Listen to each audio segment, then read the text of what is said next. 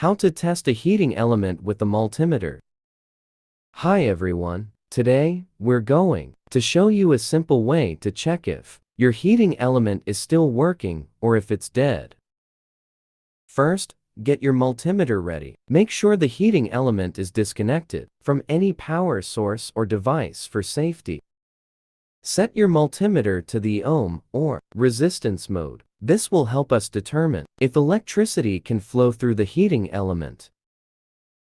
Place the multimeter probes on each end of the heating element. If the multimeter shows a resistance reading, it means the heating element is still alive. If there's no change, it's likely that the element is dead. Remember, the ideal resistance value can vary depending on the type of heating element. Check the specifications for accurate results.